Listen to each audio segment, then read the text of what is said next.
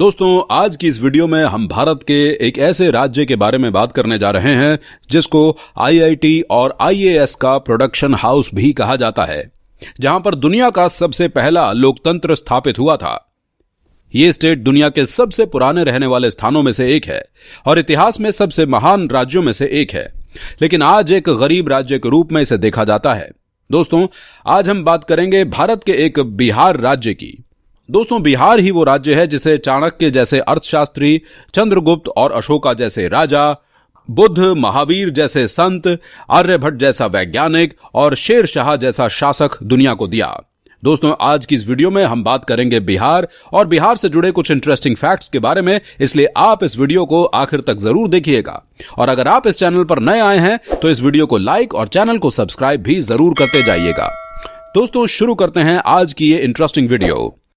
बिहार भारत के उत्तर पूर्व में स्थित एक ऐतिहासिक राज्य है जो अपनी बाउंड्री शेयर करता है उत्तर में नेपाल, दक्षिण में झारखंड, पूर्व में पश्चिम बंगाल और पश्चिम में उत्तर प्रदेश से। इसका बॉर्डर कुल 94,173 स्क्वायर किलोमीटर में फैला हुआ है। बिहार कुल जनसंख्या के मामले में 12वें स्थान पर आता है। 15 नवंबर साल 19वीं को भारत के दक्षिणी हिस्से को अलग करके एक नया राज्य झारखंड बना दिया गया था। 2011 की जनगणना के अनुसार इस राज्य की कुल जनसंख्या लगभग 10 करोड़ के आसपास है और आज लगभग 12.7 करोड़ के आसपास पहुंच चुकी है और जनसंख्या के मामले में भारत का ये तीसरा सबसे ज्यादा आबादी वाला शहर बन गया है। ये गंगा नदी के ऊपर बसा हुआ शहर है और इस राज्य में गंगा पश्चिम से पूरब की तरफ बहती है।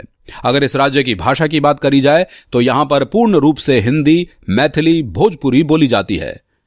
इस राज्य की सबसे पुरानी भाषा हिंदी और उर्दू है। दोस्तों, आपको जानकर हैरानी होगी कि हमारे देश में सबसे ज्यादा उत्तर प्रदेश के बाद जो आईएएस की डिग्री हासिल करते हैं वो सब इसी बिहार से निकलते हैं और दिमाग से बिहारी लोग बहुत ही तेज होते हैं और माना जाता है कि बिहारियों की गणित बहुत ही अच्छी होती है। हालांकि 1990 से पहले आईएएस अधिकारियों के मामले में बिहार पहले स्थान पर था, लेकिन उसके बाद इसमें गिरावट आने लगी। बिहार के लोगों का ध्यान अब आईटी सेक्टर में ज्यादा लगने लगा है, लेकिन पिछले कुछ सालों से दोबारा से आईएएस की भूमिका देखने को मिल रही है। दोस्तों, हम सब जानते हैं कि शून्य के बिना गणित का क्या मोल है, यह किसी को बताने की आवश्यकता नहीं है।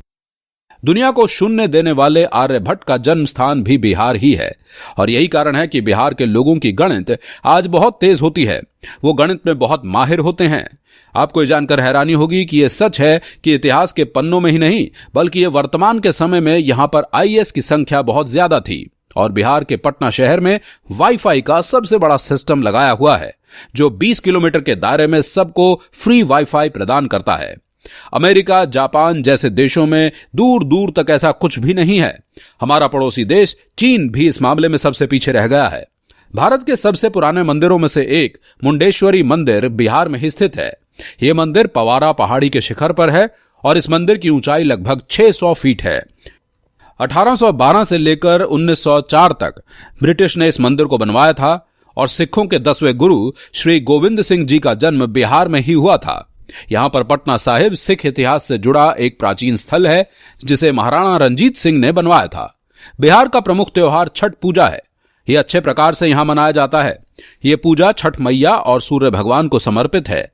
यह पूजा 4 दिनों तक चलती है और इस दौरान महिलाएं व्रत रखती हैं। छठ पूजा बिहार की संस्कृति और प्राचीन काल को दर्शाता है। लिट्टी चोखा को बिहार का एक प्रसिद्ध व्यंजन माना जाता है। ये आटे का एक गोला होता है जिसे जलते अलाव पर पकाया जाता है और मिट्टी के अंदर एक मसाला भी भरा जाता है। अगर चोखे की बात की जाए तो ये आलू, बैंगन, टमाटर को जलाकर बनाया जाता है। सबसे ज्यादा आसान बनाने वाले व्यंजनों में से एक है। बिहार के अलावा लिट्टी चोखा को बिहार का सबसे प्रसिद्ध व्यंजन माना जाता है। यह आटे का एक गोला होता है जिसे जलते अलाव पर पकाया जाता है और लिट्टी के अंदर एक मसाला भी भरा जाता है। अगर चोखे की बात की जाए तो यह आलू, बैंगन और टमाटर को जलाकर बनाया जाता है। सबसे ज्यादा आसान बनाने वाले व्यंजनों में से एक है। बिहार के अलावा लिट्टी चोखा उत्तर प्रदेश के पूर्वांचल में भी बड़े फेमस होते हैं। दोस्तों, नालंदा पुस्तकालय ने इस देश में ईरान, कोरिया, चाइना के लोगों को आकर्षित किया था।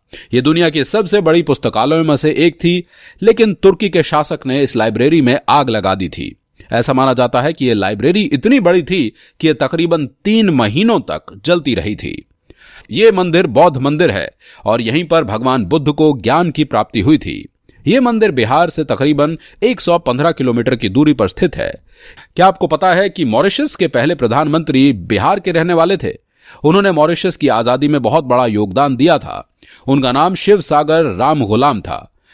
भारत का सबसे सुंदर रेलवे स्टेशन मधुबनी है, जहां पर 7000 पेंटर्स की खूब अच्छी अच्छी पेंटिंग मौजूद हैं।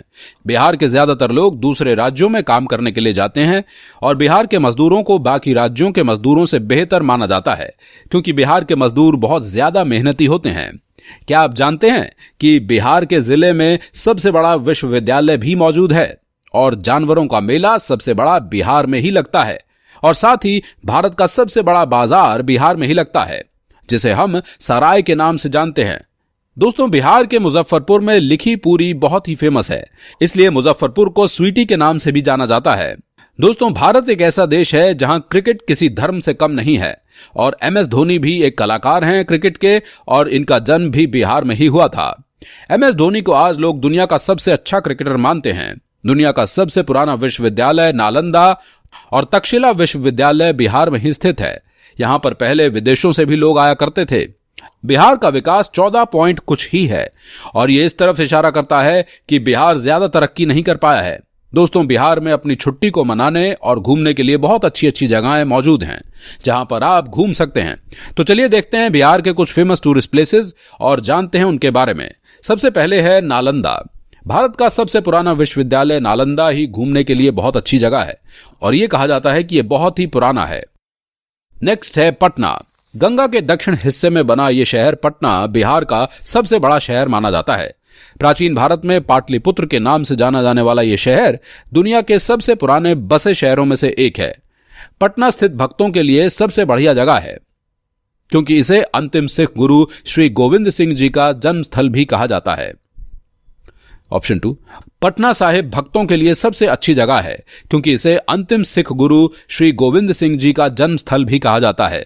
प्राचीन समय में यह शहर काफी उभर कर सामने आया था। पटना एक विकास वाला शहर है और यहां पर हाई फाई होटल से ध्यान की रौनक बढ़ जाती है। बोध गया बिहार में सबसे प्रसिद्ध स्थानों में से एक है। बोध गया जो कि एक हिंदू तीर्थ स्थल है और ऐसा कहा जाता है कि यहां पर जो पेड़ है उसी के नीचे बैठकर भगवान बुद्ध को ज्ञान की प्राप्ति हुई थी। तो दोस्तों, ये था बिहार। कैसा लगा आपको बिहार के बारे में ये वीडियो? अगर आपको इसके बारे में कुछ बातें समझ आई हों और आप कुछ अपनी राय भी देना चाहते हैं तो हमें कमेंट सेक्शन में जरूर लिखें। दोस्तों, आपसे मिलते हैं बहुत जल्द एक और नेक्स्ट वीडियो में। तब तक के लिए धन्यवाद।